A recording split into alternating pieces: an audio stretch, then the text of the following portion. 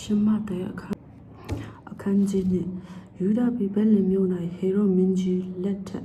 ယေရှုသည်ဖွားမြင်ခြင်းကိုခံတော်မူပြီးမှမာကုပညာရှိတို့သည်အရှေ့ပြည်ကယေရုရှလင်မြို့သို့ရောက်လာကြလေယခုဖွားမြင်သောယူဒရှင်ဘုရင်သည်အဘယ်မှရှိတော်မူသည်နည်းအရှေ့ပြည်၌သူ၏ခြေကိုငါတို့မြင်ရသည်ဖြစ်၍ဖူးတွေ့ပူဇော်ခြင်းကရောက်လာပြီဟုမြင်မြ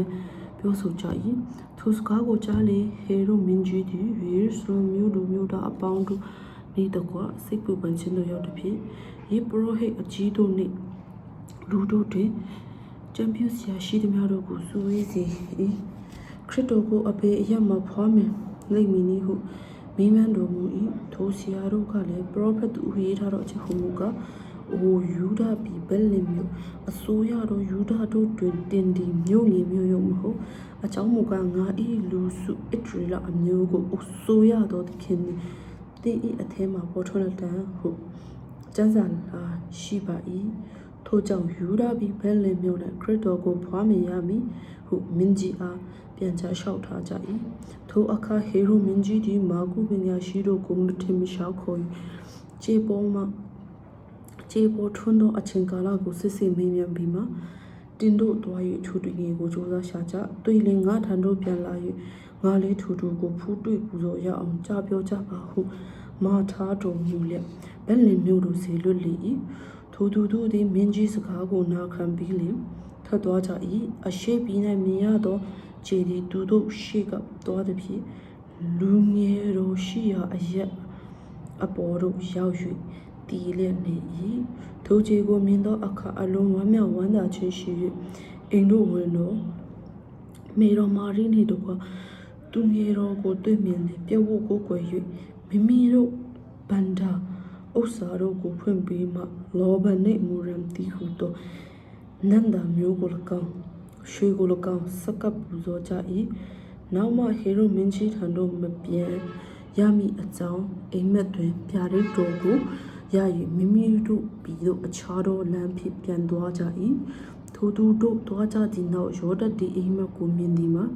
ထာဝရဘုရား၏ကောင်းကင်တမန်သည်ထင်ရှား၍တင်ထားလော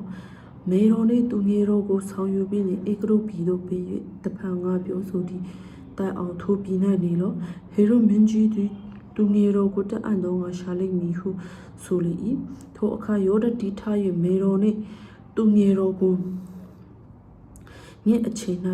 ဆောင်ယူပြီးလျှင်ဧကရုပြည်သို့ထွက်သွား၍ဟေရုမင်းကြီးအနိစ္စရောက်သည့်တိုင်အောင်ထိုပြည်၌နေလေ၏ဤစကားအရာက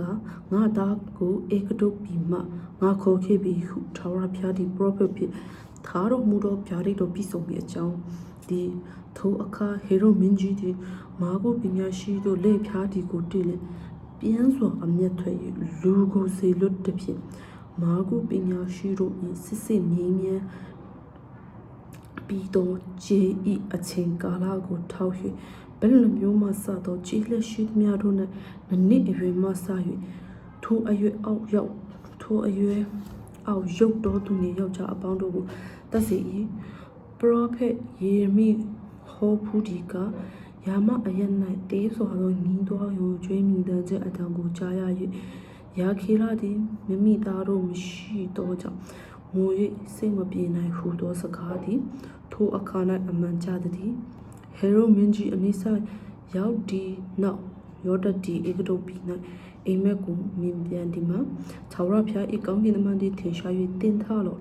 မေတော်နှင့်သူငယ်တော်ကိုဆောင်ယူပြီးဣသရေလတိုင်းတို့တော်လောသူငယ်တော်ကိုတအံ့သောငါရှာသောသူတို့သည်တေကြပြီဟုဆိုလေ၏ထိုအခါယောဒတ်သည်ထား၍မေတော်နှင့်သူငယ်တော်ကိုဆောင်ယူပြီးလျှင်ဣသရေလတိုင်းတို့တော်၏ရောက်ဒီရှိသောဟေရုမင်းကြီး၏အရာ၌တားတော်အာခေလသည်ယူဒပြည်တွင်မင်းပြုကြောင်းကိုကြားလျင်ထိုပြည်သို့မတော်ဝီအိမ်မက်၌ဗျာဒိတ်တော်ကိုရပြီးအိမ်မက်၌